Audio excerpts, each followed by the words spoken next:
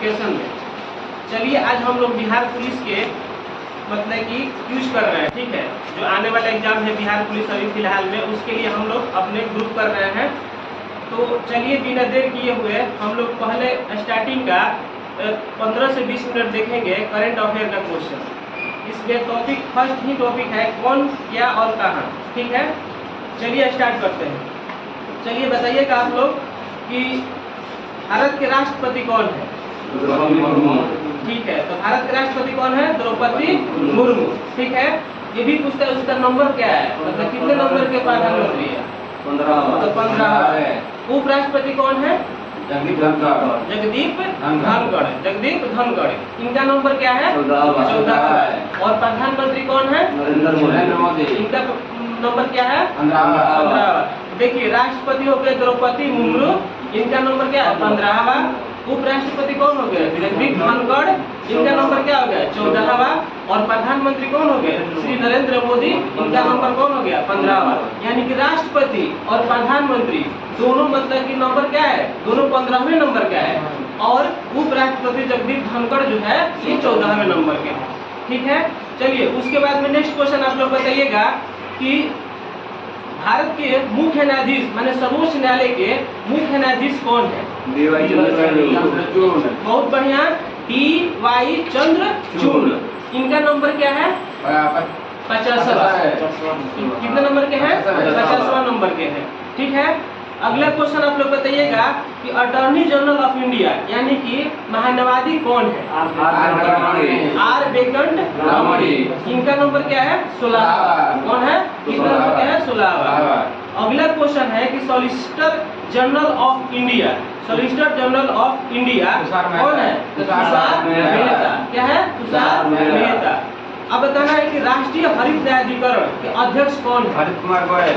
आदर्श कुमार गोयल। क्या है? आदर्श कुमार गोयल, ठीक है। अब बताना है कुछ संसदीय प्रमुख है, ठीक है। संसदीय प्रमुख में बताना है कि आप लोग बताना है कि राज्यसभा के सभापति कौन है? राज्यसभा सभापति आपका जगदीप धनखड़। आप लोग जानते हैं कि राज्यसभा के सभापति कौन होते हैं? उपराष्ट्रपति। तो राज्यसभा के सभापति कौन हो जाएगा? जगदीप धनखड़। उसके बाद में बताना है आप लोग को कि उप सभापति, राज्यसभा के उप सभापति कौन है? हरिवंश नारायण सिंह। हरिवंश नारायण सिंह, चलिए अच्छा है। अब बताना है कि राज्यसभा के महासचिव कौन है? प्रमोद चंद्र मोदी। प्रमोद चंद्र मोदी।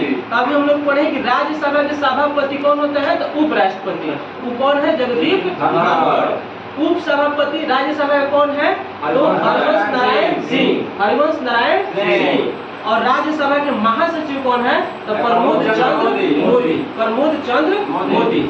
अब बताना है आप लोगों को कि नेता सत्ता पक्ष के, राज्यसभा के नेता सत्ता पक्ष के कौन है? ये है पीयूष गोयल, ठीक है। अब देखिए अगला क्वेश्चन जो है बहुत इंपॉर्टेंट है, लोकसभा के अध्यक्ष कौन है? ओम बिरला। ओम बिरला। ये भी पूछता है कि जो लोकसभा के जो चुनाव हुआ था जिसमें ओम बिरला को अध्यक्ष चुना गया था, तो ये कौन से नंबर का लोकसभा का चुनाव था? 17वीं लोकसभा था। इसका अध्यक्ष कौन थे? ओम बिरला। अब बताना है कि नेता माने कि लोकसभा के नेता जो विपक्ष के होते हैं वो कौन है? अधीर रंजन चौधरी। अधीर रंजन चौधरी। और लोकसभा के महासचिव कौन है? लोकसभा उत्पल कुमार सिंह, ठीक है। उसके बाद में चलिए नेक्स्ट क्वेश्चन हम लोग कुछ पढ़ते हैं निर्वाचन आयोग से। बताना है कि मुख्य चुनाव आयुक्त कौन है? राजीव कुमार। इसका नंबर पूछता है कि राजीव कुमार जो है मुख्य चुनाव आयुक्त जो है राजीव कुमार है, ये कौन से नंबर के हैं? तो 25वां नंबर के हैं। कितने नंबर के हैं? 25वां नंबर के। अब बताना है कि चुनाव आयुक्त कौन है? एक तो होता है मुख्य चुनाव आयुक्त और उसके जो नीचे वाला होता है कौन होता है? चुनाव आयुक्त। तो ये दो लोग हैं, अरुण गोयल, अनूप चंद्र पांडे। अरुण गोयल, अनूप चंद्र पांडे। अब बताना है कि नियंत्रक एवं महालेखा परीक्षक, इसको बोलते हैं कैग। क्या बोलते हैं? कैग। गिरीश चंद्र मुर्मू। ये कौन है? गिरीश चंद्र मुर्मू। ये 14वें नंबर के हैं, ठीक है। यानी कि नियंत्रक एवं महालेखा परीक्षक कैग कौन है? तो गिरीश चंद्र मुर्मू। यानी कि 14वें नंबर पे। बताना है कि महालेखा महानियंत्रक ये होता है CGA, ई कौन है? SS दुबे। एस दुबे। बहुत बढ़िया सत्येंद्र भैया, बहुत बढ़िया जवाब दे रहे हैं, ठीक है। SS दुबे। उसके बाद में बताना है कि सशस्त्र सेनाओं के प्रमुख बताना है कि सर्वोच्च सेनापति कौन होते हैं? राष्ट्रपति। राष्ट्रपति। तो कौन है? द्रौपदी मुर्मू। अभी कुछ देर पहले हम लोग पढ़े थे कि द्रौपदी मुर्मू जो है कितने नंबर के राष्ट्रपति बनी है? 15वें नंबर के। और प्रधानमंत्री का कितने नंबर के? 15वां। और राष्ट्रपति कितने नंबर? उपराष्ट्रपति 14वां। बहुत बढ़िया। अब बताना है कि वायुसेना के अध्यक्ष कौन है? वायुसेना का अध्यक्ष BR चौधरी। इनका नंबर क्या है? 27 यानी 27वां, ठीक है। अब बताना है कि नौसेना अध्यक्ष कौन है? नौसेना अध्यक्ष R हरि कुमार।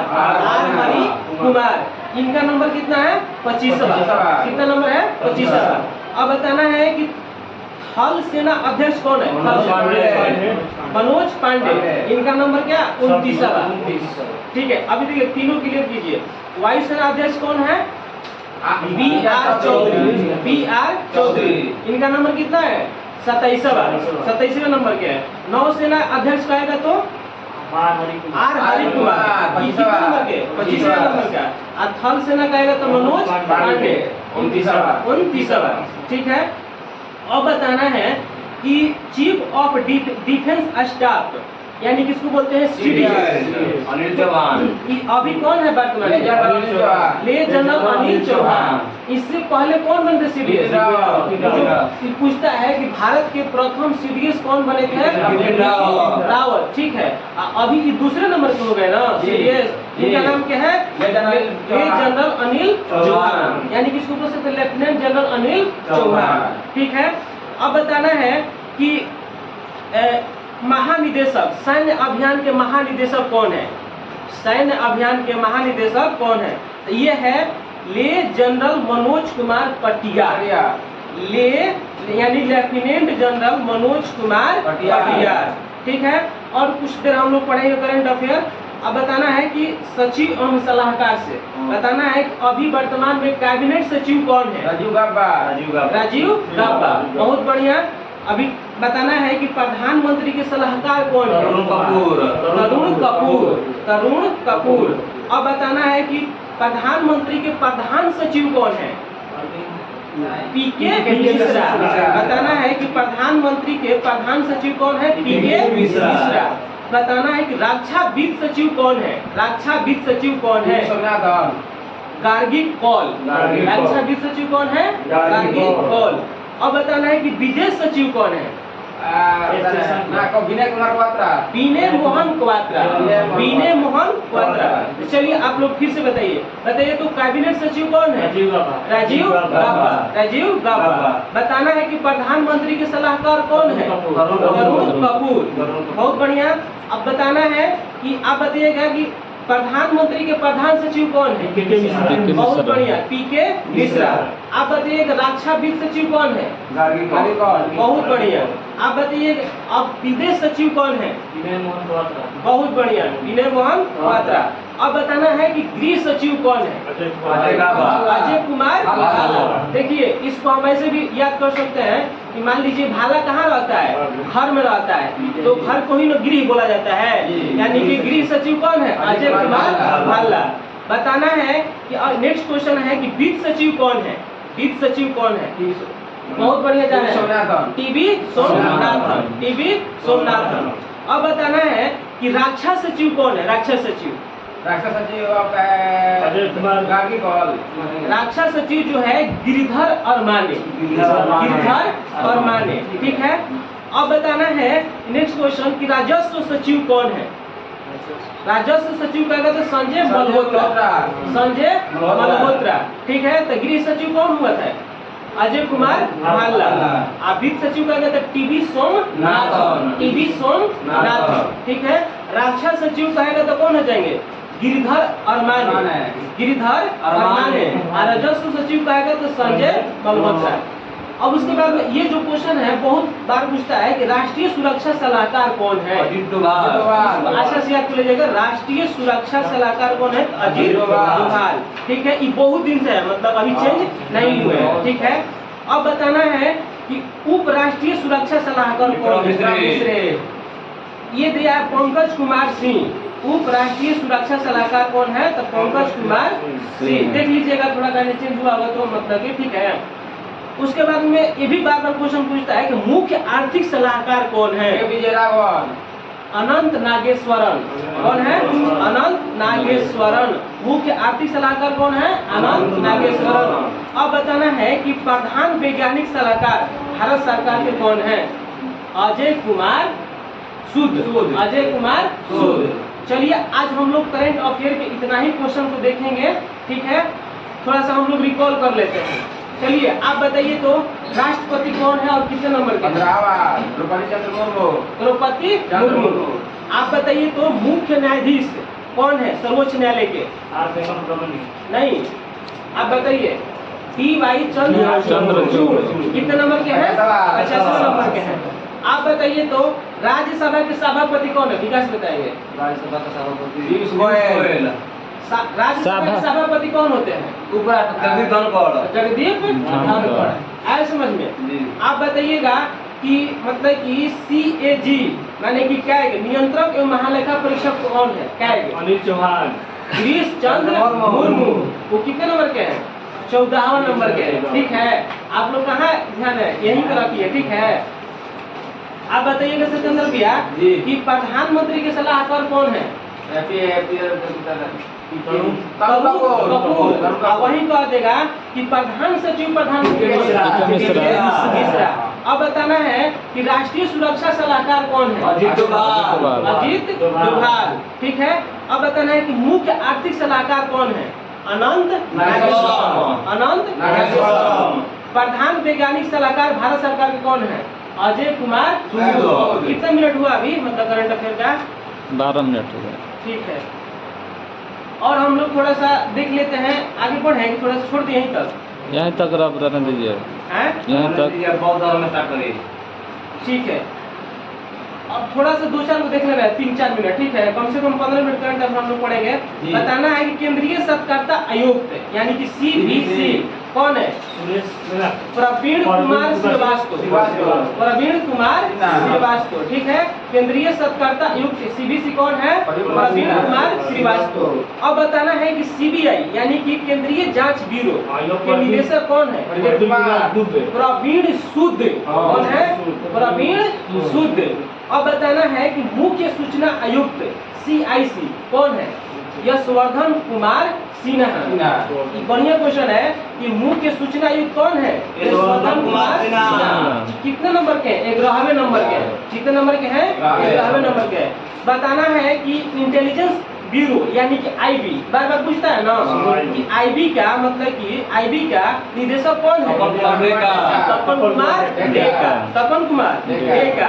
बताना है कि प्रमुख रिसर्च एंड एनालिसिस विंग रा सामंत कुमार गोयल यानी कि रा के प्रमुख कौन है? सामंत कुमार गोयल। अब बताना है कि राष्ट्रीय जांच एजेंसी, इसको शॉर्टकट में बोलते हैं NIA के निदेशक कौन है? दिनकर गुप्ता। दिनकर गुप्ता। अब बताना है कि प्रवर्तन निदेशालय ED का निदेशक कौन है? तो संजय कुमार मिश्रा। संजय कुमार मिश्रा। अब बताना है कि नारकोटिक्स कंट्रोल ब्यूरो NCB के महानिदेशक कौन है? यह है सत्यनारायण प्रधान। अभी जो पढ़े इसको थोड़ा सा हम लोग रिकॉल कर लेते हैं। ठीक है, बताना है कि केंद्रीय सत्कर्ता आयुक्त यानी कि CBC प्रवीण कुमार श्रीवास्तव। कौन है? प्रवीण कुमार श्रीवास्तव यानी कि CBC कौन है? प्रवीण कुमार श्रीवास्तव। अब बताना है कि केंद्रीय जांच ब्यूरो यानी CBI के निर्देशक कौन है? प्रवीण सूद। CBI क्या कहते हैं? प्रवीण सूद। अब बताना है कि मुख्य सूचना आयुक्त यानी कि CIC कौन है? यशवर्धन कुमार सिन्हा जो 11वें नंबर के हैं। अब बताना है कि IB यानी इंटेलिजेंस ब्यूरो के निदेशक कौन है? तपन कुमार डेका। तपन कुमार डेका। अब बताना है कि रा के कौन है? सामंत कुमार गोयल। अब बताना है कि राष्ट्रीय जांच एजेंसी NIA के महानिदेशक कौन है? दिनकर गुप्ता। दिनकर गुप्ता। चलिए आज हम लोग यहीं तक पढ़ेंगे, उसके बाद हम लोग कल से स्टार्ट करेंगे नेक्स्ट अर्धसैनिक बलों के प्रमुख। ठीक है, आज हम लोग करेंट अफेयर यहीं पे मतलब कि छोड़ रहे हैं। ठीक है, अब हम लोग देखते हैं लूसेंट के कुछ मतलब कि लूसेंट में हम लोग पढ़ेंगे क्या, बौद्ध धर्म से, बौद्ध धर्म के बारे में पढ़ेंगे।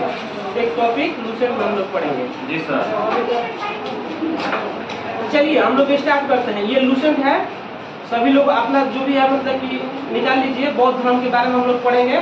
ठीक है, नहीं भी है तो आप लोग सुनिए। ठीक है, चलिए हम लोग बौद्ध धर्म के बारे में पढ़ेंगे। ठीक है, तो चलिए पहले तो आप लोग बताइए कि बौद्ध धर्म के संस्थापक कौन थे? गौतम बुद्ध। अब बताना है कि इसको एशिया का ज्योति पुंज कहा जाता है, यानी कि ये भी क्वेश्चन पूछता है कि लाइट ऑफ एशिया किसको कहा जाता है? बुद्ध को कहा जाता है। ठीक है, और बौद्ध धर्म के संस्थापक कौन थे? गौतम बुद्ध थे। अब इससे अगला क्वेश्चन ये पूछ सकता है कि गौतम बुद्ध का जन्म कब हुआ था? गौतम बुद्ध का जन्म कब हुआ था? 563 ईसा पूर्व। ठीक है, बताना है कि 563 ईसा पूर्व में हुआ था, तो 21 स्थान पर इनका जन्म हुआ था। कपिल वस्तु लुम्बिनी नामक स्थान पर हुआ था। अब बताना है कि देखिए हम लोग अभी पढ़े कि बौद्ध धर्म के संस्थापक कौन है? गौतम बुद्ध। ठीक है, इसको एशिया के ज्योति पुंज कहा जाता है, यानी कि लाइट ऑफ एशिया कहा जाता है। गौतम बुद्ध का जन्म किस ईस्वी में हुआ था? 563 ईसा पूर्व। ठीक है, कपिल वस्तु लुम्बिनी नामक स्थान पर। अब बताना है कि इनके पिता के नाम क्या था? गौतम बुद्ध। सुधोधन। ये भी पूछता है कि इनके पिता के नाम सुधोधन जो था वो किस कुल से थे? शाक्य कुल से थे। ठीक है, अब बताना है कि इनकी माता कौन थी? महामाया। इनकी माता थी महामाया। ठीक है, इनकी माता कौन थी? महामाया।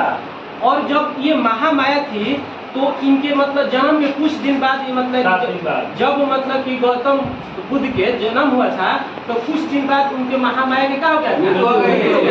तो उनके पालन पोषण उनके सौतेली माँ प्रजापति गौतमी ने किया। ठीक है, ये समझ में है ना? यानी कि इनके जन्म के कुछ ही दिन बाद इनके मतलब की माता महामाया के मृत्यु हो जाती है। ठीक है, 7 दिन के बाद ना, 7 दिन के बाद इनकी मृत्यु हो जाती है, तो इनके पालन पोषण जो है इनके सौतेली माँ प्रजापति गौतमी करती है।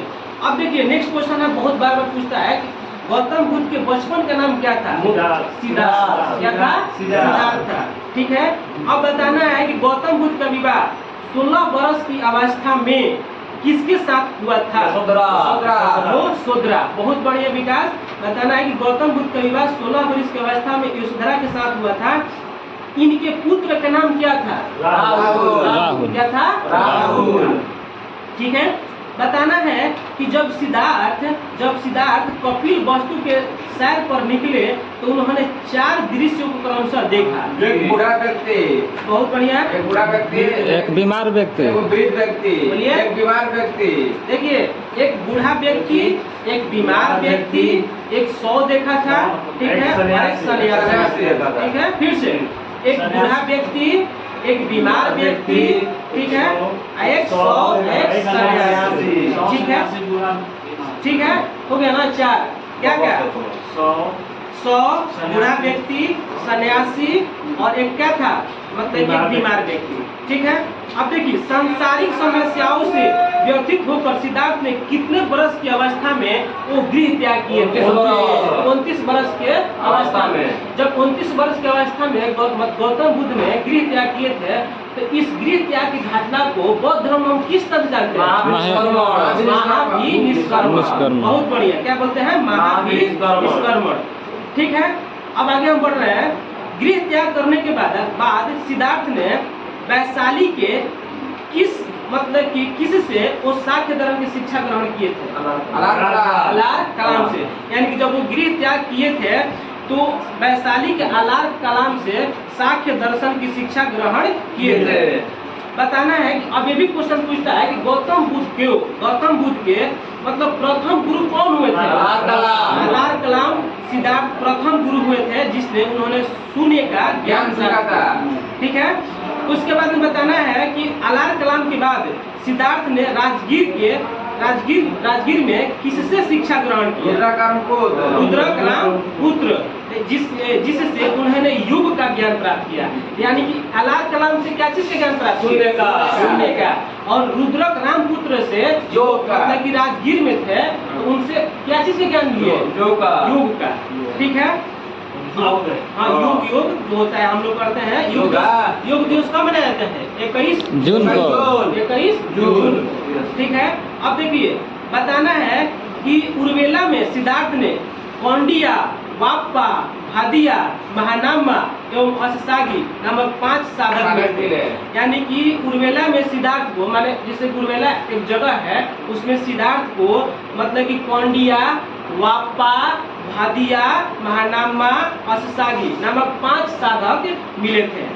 अब बताना है कि जो गौतम बुद्ध थे, कितने वर्ष की कठिन तपस्या के बाद, ठीक है ना, उनके ज्ञान की प्राप्ति हुई? 6 वर्ष के कठिन तपस्या के बाद 35 वर्ष की अवस्था में, क्योंकि वो 29 वर्ष की अवस्था में क्या किए थे? तो जब 29 वर्ष की अवस्था में गृह त्याग किए थे, तो 6 वर्ष कठिन तपस्या किए, तो कितना हो गया? 35 वर्ष ना। यानी कि 35 वर्ष की अवस्था में वैशाख की पूर्णिमा की रात, ठीक है ना, फाल्गुन नदी के किनारे, ठीक है ना, उसको हम लोग निरंजना नदी भी कहते हैं। यानी कि किनारे पीपल वृक्ष के नीचे सिद्धार्थ के ज्ञान की प्राप्ति हुआ था। यानी कि क्वेश्चन ये पूछ सकता है कि सिद्धार्थ जो थे ज्ञान प्राप्ति के लिए कितने वर्ष कठिन तपस्या किए थे? 6 वर्ष। और उसका उनको जो मैंने ज्ञान की प्राप्ति हुआ था, वो कौन सा दिन था? पूर्णिमा था, वैशाख पूर्णिमा के दिन, ठीक है ना। किस नदी के तट पे? फाल्गुन या निरंजना नदी के तट पे। और किस वृक्ष के नीचे? पीपल के वृक्ष के नीचे। ठीक है। अब बताना है, तो जब उनको ज्ञान की प्राप्ति हुआ ना, तो गौतम बुद्ध जो थे ज्ञान प्राप्ति के बाद सिद्धार्थ जो थे बुद्ध के नाम से जाने गए, और वह स्थान बोध गया कहलाया। यानी कि बोध गया क्यों नाम पड़ा? क्योंकि वहाँ पे गौतम बुद्ध को ज्ञान की प्राप्ति हुआ था, इसलिए उस मतलब की जगह को हम लोग बोध गया के नाम से अभी जानते हैं। ठीक है। अब बताना है कि बुद्ध ने अपना प्रथम उपदेश कहाँ दिए थे? सारनाथ में। कहाँ दिए थे? सारनाथ में। इसको हम लोग ऋषि पतनम भी कहते हैं। यानी कि गौतम बुद्ध ने अपना प्रथम उपदेश सारनाथ में दिया, जिसे बौद्ध धर्म में क्या कहा जाता है? धर्म चक्र परिवर्तन। यानी कि जब बुद्ध ने अपना प्रथम उपदेश दिए थे, तो इसको बौद्ध ग्रंथों में धर्म चक्र परिवर्तन कहा जाता है। और जब महात्मा बुद्ध गृह त्याग किए थे, तो उसको ठीक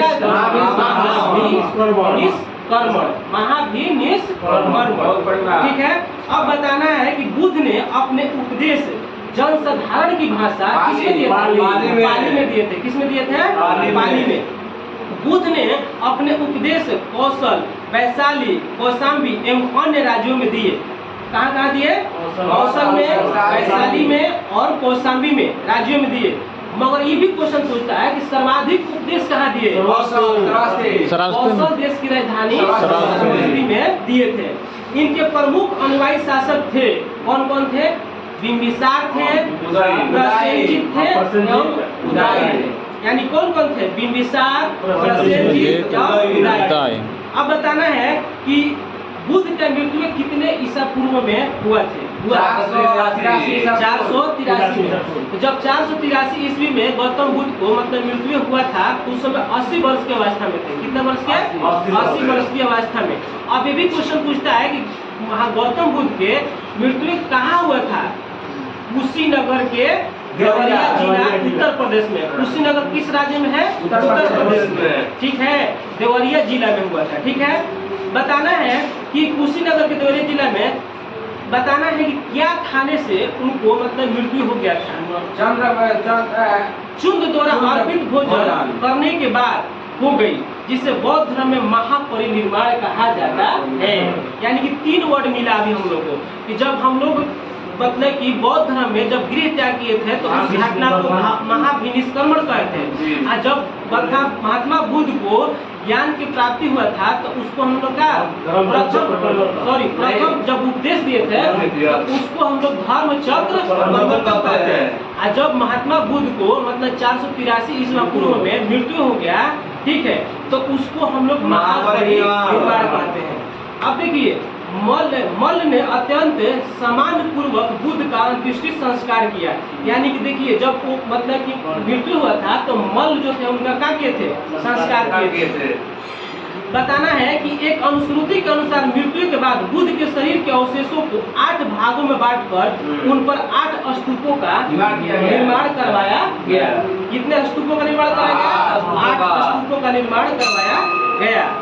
बुद्ध के जन्म मृत्यु की तिथि को चीनी परंपरा के कैंटोन अभिलेख के आधार पर निश्चित किया गया है। ये पूछ सकता है क्वेश्चन कि बुद्ध के जन्म एवं मृत्यु की तिथि को चीनी परंपरा के किस अभिलेख के आधार पर? कैंटोन अभिलेख के आधार पर। अब बताना है कि बौद्ध धर्म के बारे में हमें विशद ज्ञान किससे प्राप्त होता है? त्रिपिटक जो है 3 भाग में बटा है, ठीक है। एगो विनय पिटक, एगो श्रुत पिटक, एगो अभिधम्म पिटक, ठीक है, से प्राप्त होता है। तीनों पिटकों की भाषा कौन है? पाली। क्योंकि जो मतलब कि महात्मा बुद्ध थे वो अपना उपदेश दिए थे जनसाधारण की भाषा पाली। तो जो भी इस काम होगा बौद्ध धर्म में कौन से भाषा में होगा? पाली भाषा में होगा, ठीक है। अब बताना है कि शुद्ध पिटक में बुद्ध के धार्मिक सिद्धांतों का संवाद के रूप में संकलित किया गया है। तो कहेगा कि बुद्ध के धार्मिक सिद्धांतों का संवाद के रूप में संकलित किया गया है किस पिटक में? शुद्ध पिटक में। किसमें? शुद्ध पिटक में। और विनय पिटक में सम के भिक्षु एवं भिक्षुओं के लिए बनाए गए नियमों का संग्रह किया गया है। तो देखिए हम लोग त्रिपिटक जो है विनय पिटक, सूत्र पिटक, अभिधम्म पिटक। तो सूत्र पिटक में महात्मा बुद्ध के धार्मिक सिद्धांतों का संवाद मिलता है, ठीक है। उसके बाद में विनय पिटक में मतलब कि सम के भिक्षु एवं भिक्षुओं के लिए बनाए गए नियमों का संग्रह मिलता है, ठीक है। और इससे सम के अनुशासन के तोड़ने के लिए जाने वाले प्रत्याशियों की सूची भी दी गई है। अब बताना है कि पाली त्रिपिटकों को पहली शताब्दी ईसा पूर्व में श्रीलंका के शासक वक्त गामिनी की देखरेख में पहली बार लिपिबद्ध किया गया, ठीक है। अब बताना है आप लोग को क्वेश्चन कि बौद्ध धर्म मूलतः अनिश्वरवादी है। क्या है? अनिश्वरवादी है। अच्छा, इसमें आत्मा की परिकल्पना है कि नहीं? है। इसमें आत्मा की परिकल्पना ही नहीं है, ठीक है। यानी कि आत्मा की परिकल्पना नहीं है। बौद्ध धर्म में पुनर्जन्म की मान्यता है कि नहीं? पुनर्जन्म का मान्यता है। यानी कि बौद्ध धर्म में पुनर्जन्म की मान्यता है, आत्मा की मान्यता नहीं। अच्छा देखिए अब नेक्स्ट क्वेश्चन। तृष्णा को क्षीण हो जाने की अवस्था को ही बुद्ध के निर्वाण कहा, ठीक है। अब बताना है कि विश्व दुखों से भरा है का सिद्धांत बुद्ध ने किससे लिया? चलिए सत्येंद्र जी बताइए। बताना है कि विश्व दुखों से भरा है का सिद्धांत बुद्ध ने किससे लिया? उपनिषद से। बहुत बढ़िया। अब बताना है कि बुद्ध के अनुयायियों के 2 भागों में विभाजित थे, एगो भिक्षुक और एगो उपासक। एगो थे भिक्षुक, एगो कौन थे? उपासक। तो भिक्षुक किसको बोलते हैं? बौद्ध धर्म के प्रचार के लिए जिन्होंने संन्यास ग्रहण किया है उन्हें क्या कहते हैं? भिक्षुक। और उपासक किसको कहते हैं? गृहस्थ जीवन व्यतीत करते हुए बौद्ध धर्म अपनाने वाले को क्या कहते हैं? उपासक। यानी कि भिक्षुक और उपासक समझ में आया? यानी कि बौद्ध धर्म के प्रचार के लिए जिन्होंने संन्यास ग्रहण किया उसको क्या कहते हैं? भिक्षुक। गृहस्थी जीवन व्यतीत करते हुए बौद्ध धर्म अपनाने वाले को क्या कहते हैं? उपासक। अब देखिए बौद्ध संघ में सम्मिलित होने के लिए न्यूनतम आयु कितना होना चाहिए? 15 यानी कि हम चाहते हैं कि हम बौद्ध धर्म ग्रहण करें तो मेरा न्यूनतम जो एज होना चाहिए कितना होना चाहिए? 15 वर्ष होना चाहिए। बौद्ध धर्म के प्रशिष्टि होने को उपसंपादा कहा जाता है। बौद्ध धर्म के त्रिरत्न है कौन कौन? समय ज्ञान समय का बुद्ध धम्म संघ। बुद्ध धम्म संघ। चलिए आप लोग ये वाला याद कीजिएगा। बौद्ध सभा पूछता है कि कौन सा बौद्ध संगति कहाँ हुआ था और उसका अध्यक्ष कौन थे और किसके शासन काल में हुआ था। अब बताना है आप लोग के कि प्रथम बौद्ध संगति कब हुआ था और किस स्थान पे हुआ था और अध्यक्ष कौन थे और शासन काल किसका था?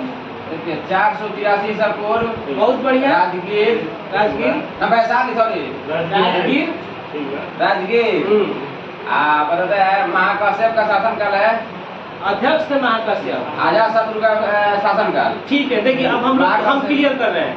अब देखिए बढ़िया बताए हैं, फिर आप ही क्लियर कर दीजिए। देखिए प्रथम बौद्ध संगति बताइए कि कितना ईसा पूर्व हुआ? 483 पूर्व। 483 ईसा पूर्व सही है। स्थान कहेगा तो राजगीर और अध्यक्ष कहेगा तो महाकाश्यप। अध्यक्ष कहेगा तो महाकाश्यप और शासन काल कहेगा अजातशत्रु। तो समझ में आया। प्रथम बौद्ध संगति 483 ईसा पूर्व में स्थान कहेगा तो आपका हो जाएगा राजगिरी, अध्यक्ष कहेगा तो महाकाश्यप और शासन कहेगा तो अजातशत्रु। द्वितीय बौद्ध संगति कब हुआ था और कहाँ हुआ था? अध्यक्ष और शासन काल।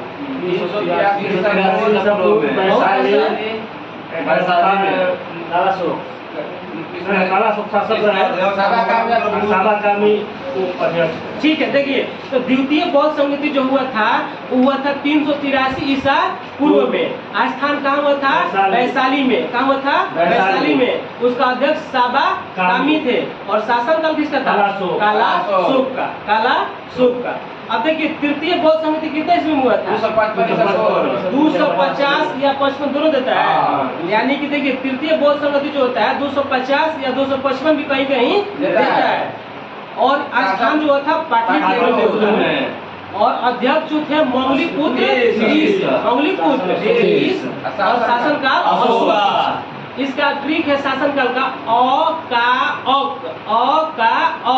यानी कि प्रथम संगति बौद्ध संगति जो था मतलब था अजातशत्रु के शासन काल में। दूसरा जो था का से काला शोक और फिर से क्या हो जाएगा? अशोक, यानी कि तृतीय बौद्ध संगति अशोक के शासन काल में। और फिर यानी कि चतुर्थ हो जाएगा कनिष्क के शासन काल में। ठीक है, तो चतुर्थ बौद्ध संगति जो हुआ था कितने ईसा पूर्व में हुआ था? यानी कि प्रथम शताब्दी देता है। ठीक है, ऐसे ईस्वी देगा 98 ईस्वी में। ठीक है, ये हुआ था कहाँ? स्थान कुंडलवन जम्मू कश्मीर और अध्यक्ष थे वसुमित्र या अश्वघोष और शासन काल किसका था? कनिष्क का था। ठीक है, अब देखिए तो हम लोग 4 को बौद्ध संगति पढ़े। ठीक है, प्रथम बौद्ध संगति 483 ईसा पूर्व में राजगीर और उसके बाद में कहा महाकाश्यप और शासन काल किसका था? अजातशत्रु। चलिए स्वतंत्र भैया आप द्वितीय बौद्ध संगति को पूरा क्लियर कीजिए। बता रहे हैं 383 ईसा पूर्व वैशाली अध्यक्ष मंगलीपुत्र 30 साबा का में शासन काला शोक। आप बताइए तृतीय बौद्ध संगति तृतीय बौद्ध संगति कब हुआ था? 250 या 55 मंगलीपुत्र 30 के शासन काल थे। अध्यक्ष 30 और शासन काल था अशोक।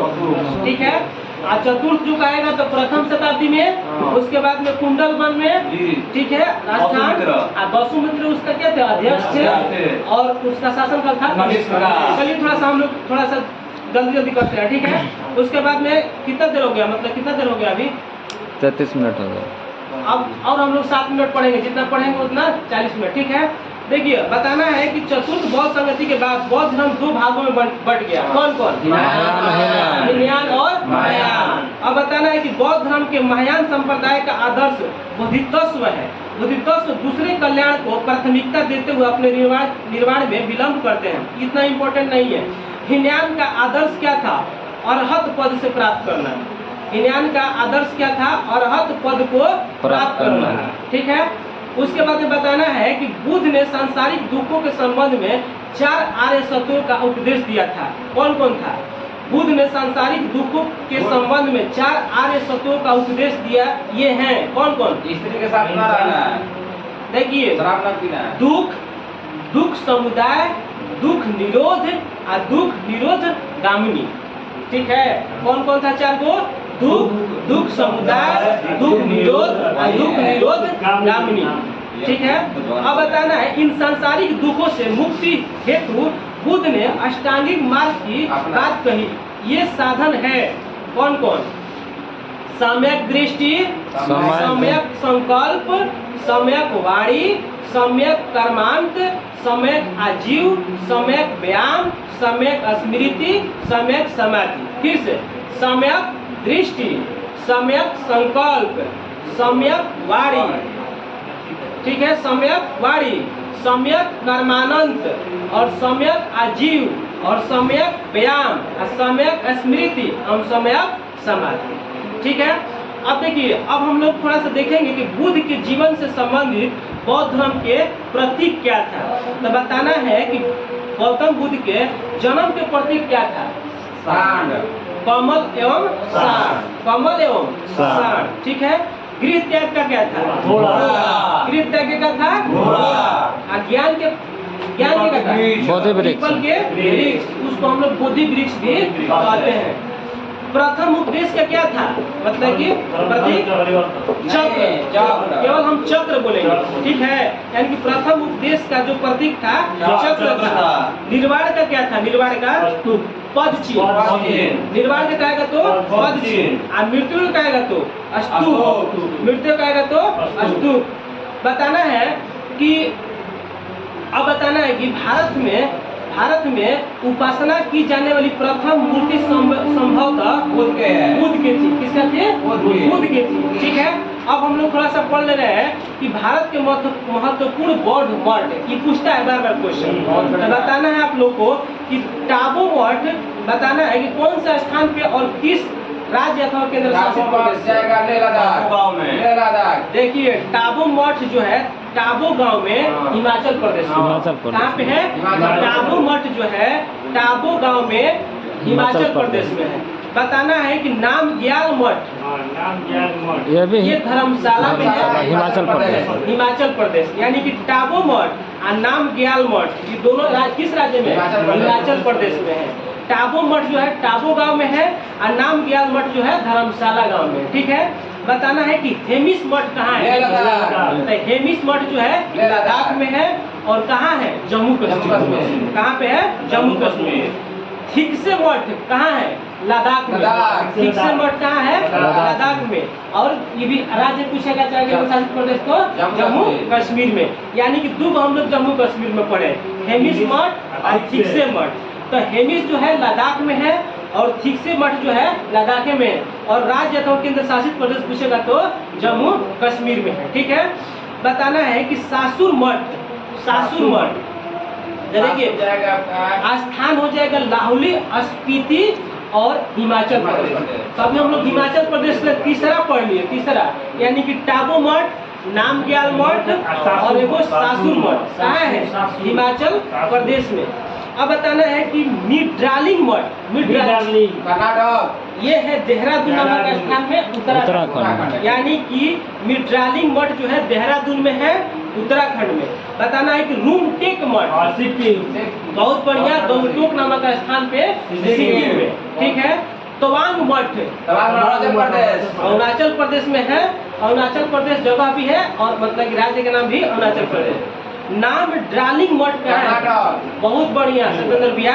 आप नाम ड्रालिंग मठ जो है मैसूर कर्नाटक में है। और बोधि मंडा मठ जो है बिहार बोधगया में है, बिहार बोधगया में है। ठीक है। अब थोड़ा सा बताना है कि बुद्ध ने मध्यम किस मार्ग में उपदेश दिए थे? तो मध्यम मार्ग। किस मार्ग में? मध्यम मार्ग में। बताना है कि निर्माण बौद्ध धर्म का परम लक्ष्य जिसका अर्थ क्या है? निर्माण बौद्ध धर्म का परम लक्ष्य है जिसका अर्थ है दीपक का बुझ जाना। ठीक है। बताना है कि बुद्ध के अनुसार अष्टांगिक मार्गों के पालन करने के उपरांत मनुष्य के भाव तृष्णा नष्ट हो जाती है और उसे निर्वाण प्राप्त हो जाता है। ठीक है। अब बताना है कि कौन सी कथाएं प्रदर्शित करती है कि बुद्धित्व का अवतार मनुष्य के रूप में भी हो सकता है तथा पशुओं के रूप में भी हो सकता है। जातक कथाएं कहती है कि मनुष्य बुद्ध जो थे फिर ये मनुष्य या पशु के रूप में भी मतलब कि जन्म ले सकते हैं। कौन सी जातक कथाएं में मतलब कि ये बात को लिखा गया है। तो चलिए आज के लिए हम लोग इतना ही मतलब करते हैं। अगर आप मतलब कि वीडियो अच्छा लगे तो आप लोग मतलब कि चैनल को मतलब कि सब्सक्राइब कीजिए, लाइक कीजिए और दोस्तों के साथ शेयर करिए। ठीक है दोस्तों, जय हिंद दोस्तों, आज के लिए इतना ही। बंद करो। ये तो फिर स्टार्ट हुआ, रोको।